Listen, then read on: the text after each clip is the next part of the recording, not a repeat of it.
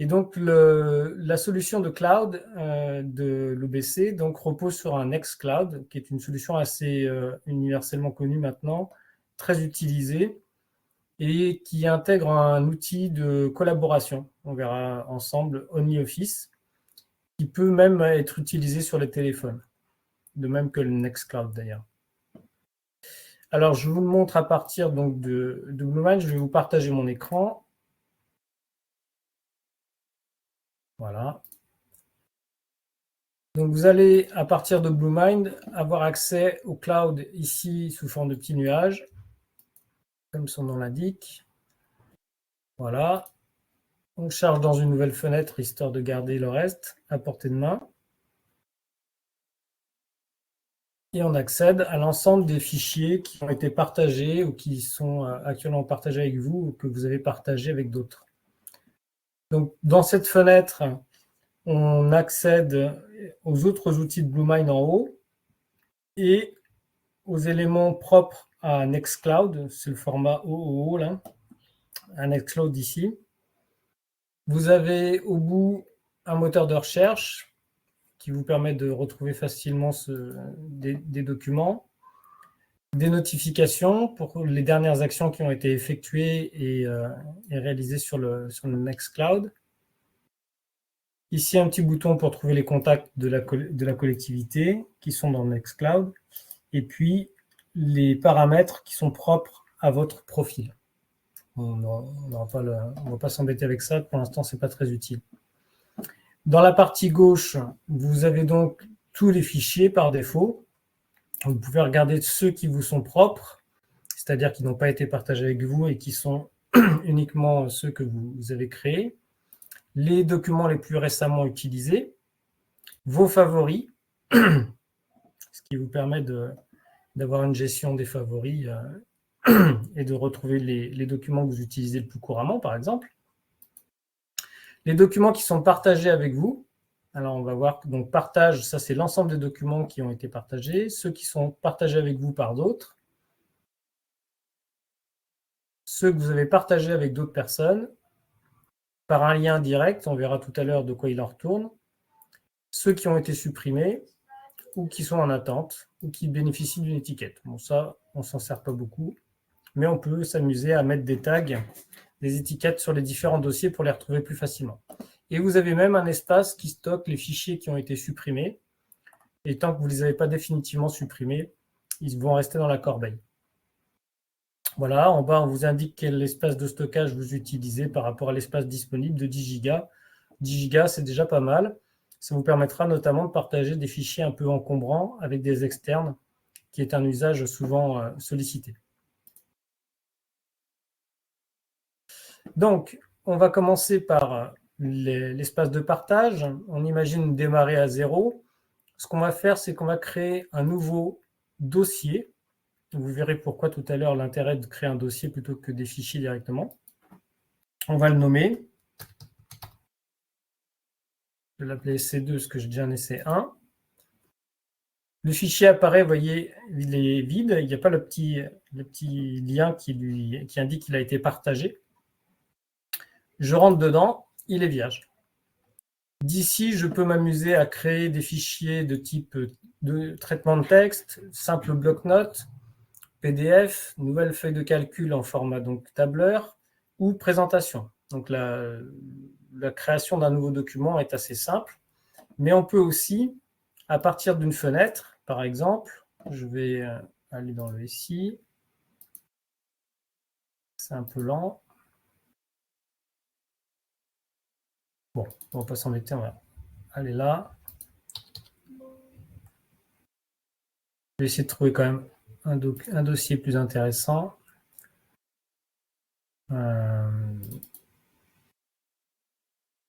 Voilà. Donc, je vais prendre l'atelier 4, voilà, très bien. Je peux déplacer, glisser, déposer directement un dossier ou les fichiers qu'il contient. Je peux prendre un document et le déposer ici. Donc, on va déposer un dossier. Voilà. Le dossier arrive directement avec tous ses contenus. Donc là, c'est le temps que ça charge. il y a un peu de poids, donc on va attendre.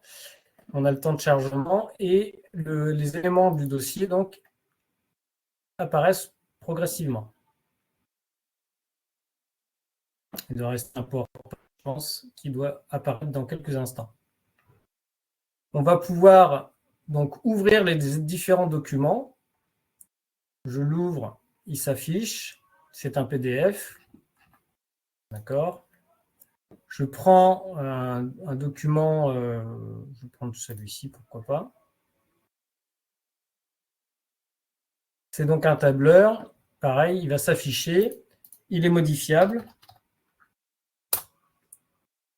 Voilà. Les modifications sont enregistrées automatiquement. Il n'y a même pas besoin de cliquer sur le bouton enregistrer.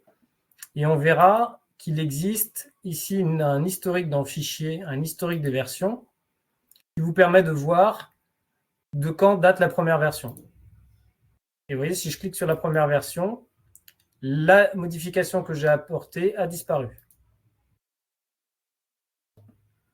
Je peux ainsi revenir en arrière dans les différentes versions et faire un export, par exemple, pour récupérer une version antérieure avec des éléments qui auraient disparu. Donc ça, c'est l'avantage aussi de l'outil. Donc vous avez les documents qui apparaissent directement. Vous avez la possibilité pour chaque document, si vous le souhaitez, de les ajouter aux favoris, de voir le détail pour voir l'histoire des versions notamment, de voir les partages, on va y revenir, et toute l'activité qui a eu lieu sur le document. Est-ce qu'il a été téléchargé, par qui, quand, etc. Vous avez la possibilité de le télécharger. Quand on dit sous, ça veut dire je peux récupérer le document sous un format image, un format PDF ou un format Excel. Enfin, voilà, je peux, en fonction du document original, essayer de le récupérer sous différents formats. Je peux le renommer. Bon, ça, c'est quelque chose d'assez courant. Je peux le déplacer ou le copier. Ça me permet en fait d'aller naviguer dans mon arborescence et de dire, par exemple, ce document-là, je veux en faire une copie ici. Je suis désolé. Hop, les appels. Donc, je peux faire une copie du document et le déplacer. Je vais fermer mon Sangoma pour éviter d'être dérangé. Hop, voilà. Donc, vous avez la possibilité de déplacer des éléments à l'intérieur de l'arborescence du cloud. Et donc, ça, c'est vous qui êtes maître de l'organisation de votre arbo. Vous avez vu qu'il était facile de déplacer des dossiers. Donc, il peut y avoir des dossiers avec des sous-dossiers aussi, tout à fait. Vous pouvez définir un rappel. Bon, ça, c'est éventuellement pour penser à modifier le document, mais on s'en sert très peu. L'éditer localement, c'est ce qu'on vient de faire en l'ouvrant.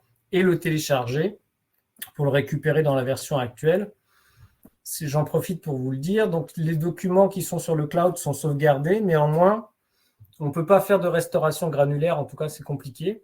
Donc, si vous perdez un document ou s'il est altéré, il vaut mieux vous assurer d'avoir une copie sur le serveur d'OBC des éléments que vous partagez en ligne. Voilà, je vous encourage en tout cas à prendre cette mesure-là de manière à ne pas être pris au dépourvu si jamais un jour un document devait disparaître. C'est jamais arrivé jusqu'à présent en l'espace de 3-4 ans, mais ça pourrait. Donc, je vous invite à garder une copie locale des documents sur le serveur et ça vous permet de les avoir à jour et de garder quand même une trace. Et vous pouvez bien sûr supprimer le document. Vous avez la possibilité, comme je le disais tout à l'heure, de partager un document. Il est possible de le partager soit en utilisant l'adresse de quelqu'un, je vais prendre l'exemple d'Anaïg par exemple, et 2N, pardon. Alors, voilà. Donc là, je pourrais partager à Anaïg le document en question, mais je me dis, plutôt que de partager un seul document, je vais lui partager carrément le dossier et je vais lui donner des droits de manière à ce qu'elle puisse modifier les documents et éventuellement déposer d'autres. Parce que si je lui donne accès seulement à un document, elle n'aura pas la possibilité de faire autre chose que de travailler sur le document partagé. Donc là, si on veut collaborer de façon durable, c'est peut-être préférable de lui donner un partage sur le dossier. Donc là, je prends le dossier et je lui donne un accès complet au dossier. Je vais en faire autant avec chacun d'entre vous. Donc là, j'autorise la modification. Je peux l'autoriser seulement pour qu'elle visualise les contenus et les télécharge, rien de plus. Ou alors, aller sur les permissions personnalisées en lui donnant, par exemple, en lui interdisant de supprimer le contenu, en lui interdisant de partager le contenu, etc., etc. Bon, là, je lui donne tous les droits, mais je peux même définir une date d'expiration, ce qui peut être bien avec un externe, par exemple. Donc là, pour l'instant, je le fais avec un interne. Vous avez vu que le nom est apparu tout de suite. J'enregistre le partage, voilà. Anaïg a reçu le partage. Je vais faire la même chose avec Brice. J'enregistre le partage. Je fais la même chose avec Tristan. Hop. Et Alexia, que j'avais oublié. Alors, Alexia. Voilà. Tout va bien. Tac, j'oublie personne. Personne n'est arrivé entre-temps. Tout va bien.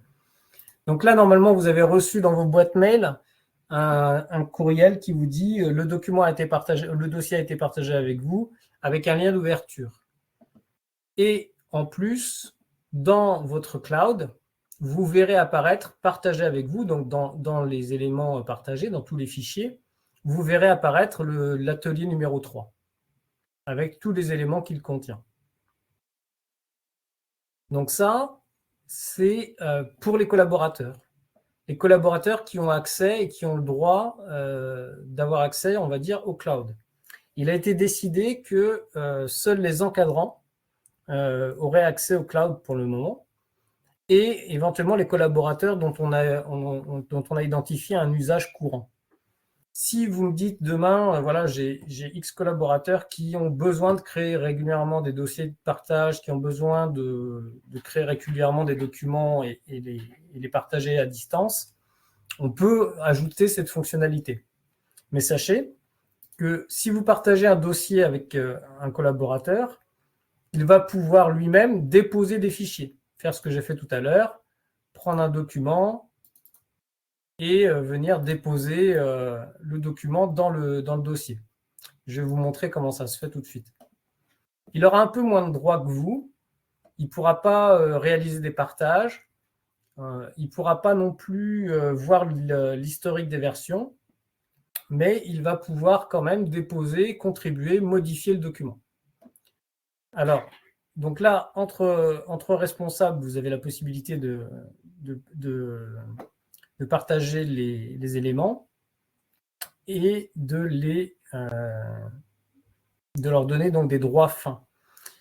On va maintenant utiliser un autre lien, donc un autre système, pour partager le dossier ou le document avec des externes ou avec des collaborateurs qui ne sont pas dans la liste des emails du logiciel. Donc, je crée un lien de partage. Vous voyez, là, par défaut, il met affiché seulement. Je vais lui dire qu'il peut modifier. On peut lui dire aussi qu'il peut faire du dépôt de fichiers. On va faire modifier des dépôts de fichiers. Et donc là, je vais copier le lien. Ce lien, je vais ouvrir une nouvelle fenêtre que vous voyez à l'écran. Vous voyez, je colle le lien. Le lien a ce qu'on appelle un token, en fait, un identifiant unique qui va m'amener directement dans le dossier. Ça va finir par charger. Je vais finir par voir les différents éléments qui sont dedans normalement. Alors, il ne voit pas. Alors, est-ce que je me serais trompé? Hop, je vais réessayer. Donc là, je l'ai repartagé avec les droits de modification. Oui, voilà. C'est avec les droits de modification, ce n'est pas pour le dépôt. Et donc là, je peux ajouter des fichiers. Donc quand je fais nouveau, je peux créer des fichiers directement ici. Je peux téléverser, c'est-à-dire glisser, déposer un fichier ou aller le chercher dans mon arborescence, comme on a fait tout à l'heure. Et donc, je peux aussi ouvrir le document et le modifier en tant qu'extérieur ou en tant que collaborateur de l'OBC. Donc, ça met un peu de temps à charger à chaque fois, surtout la première fois. Ce qui est intéressant, c'est que ce lien-là de partage, il va être en fait à conserver dans les favoris. Il vous appartient en fait de dire à vos collaborateurs en l'envoyant par email, je te partage un dossier, voici le lien, ajoute-le à tes favoris. Donc là, en gros, tu le glisses ici dans la barre de favoris ou alors avec le bouton favori, ajouter cet onglet aux favoris. On le nomme fichier Nextcloud de l'OBC ou quel que soit le nommage et on l'ajoute.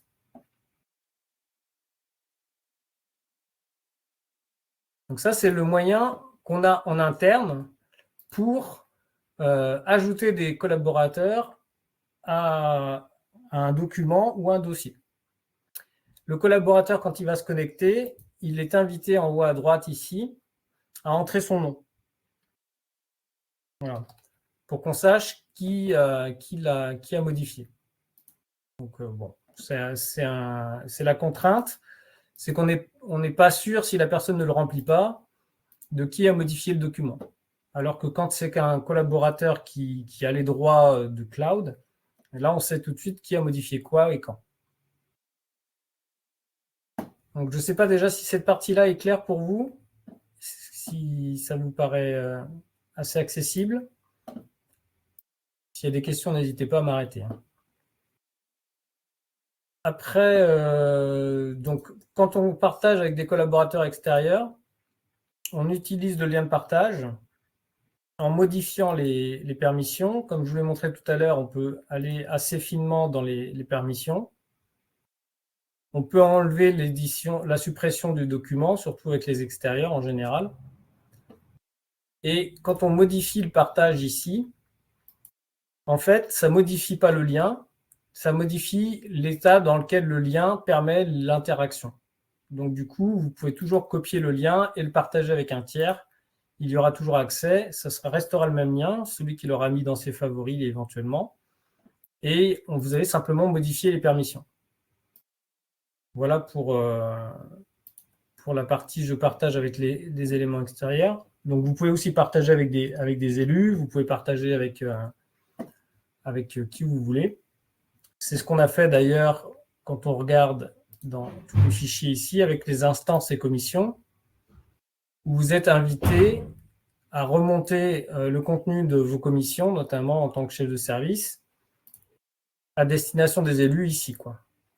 Donc c'est en gros une copie des éléments qui ont été validés. Un exemple récent, parce que tout le monde le fait pas régulièrement. Mais en gros,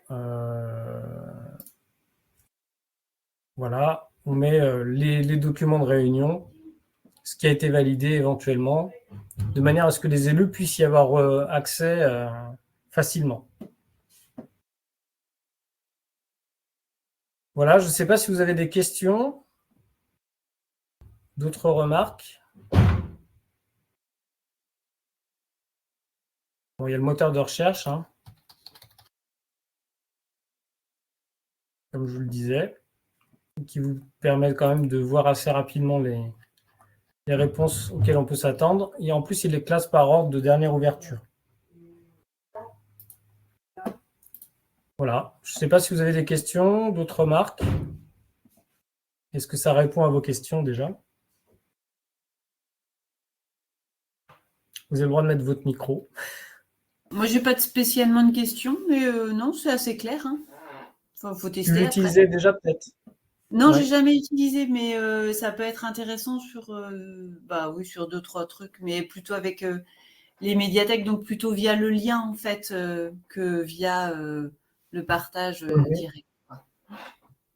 Ouais, sachant que là, vous pouvez avoir des Excel partagés avec les collègues et avoir une gestion de planning, des choses comme ça en temps réel, permettant en fait à chacun de modifier les contenus et d'interagir directement sur le document sans être importuné par l'ouverture du fichier en lecture seule, comme ça peut être le cas sur le serveur. Ouais, c'est pas mal ça. Ok, si vous n'avez pas d'autres questions, je vous libère et je vous propose de retrouver en vidéo la présentation si vous avez des questions, si vous avez d'autres besoins. Et je vous dis à bientôt. Merci. Merci, Bientôt. Cédric. Au revoir.